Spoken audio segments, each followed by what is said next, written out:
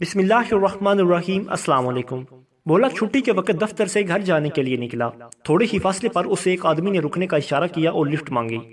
آدمی چونکہ حلیے سے پڑھا لکھا لگا اور معزز معلوم ہوتا تھا، لہٰذا اس نے اسے اپنے ساتھ موٹر سائیکل پر بٹھا لیا۔ کیوں نہ میں آپ کو ایک سبق آموز قصہ سناؤں، وقت اچھا کٹ جائے گا؟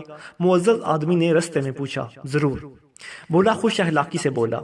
ایک دفعہ کا ذکر ہے کہ کسی شجر کی ٹہنی پر ایک بلبل اداس بیٹھا تھا۔ وہ سارا دن کھاتا پیتا اور گانا گاتا رہتا تھا اور اسے پتہ ہی نہ چلا کہ کب شام ہوئی اور کب اندھیرا چھا گیا۔ بلبل اسی پریشانی میں تھا کہ ابھی آشیاں تک کیسے پہنچے۔ ایک جگنو اس کی مدد کو آ پہنچا۔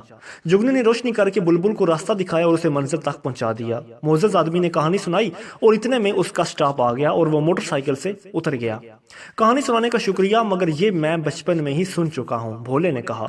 دراصل آپ نے بچپن میں جو کہانی سنی وہ ادھوری تھی۔ بقیہ کہانی یہ ہے کہ جیسے ہی جگنو بلبل کو چھوڑ کر واپس جانے کے لیے مڑا، بلبل جس سے گھر پہنچ کر دوبارہ بھوک لگ چکی تھی، لہٰذا اس نے چونچ بڑھائی اور جگنو کو ہی ہڑپ کر گیا۔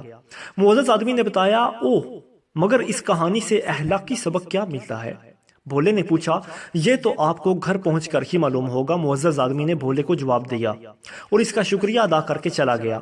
جب وہ سوچ میں ڈوبا، گھر پہنچا تو اسے معلوم ہوا کہ اس کی جیب میں بٹوا نہیں ہے۔ اب اسے کہانی کا اخلاقی سبق اچھی طرح سمجھ آ گیا اور ساتھ ہی ابا جی کا قول بھی کہ بیٹا، اس زمانے میں سبق بھی مفت میں نہیں ملتا۔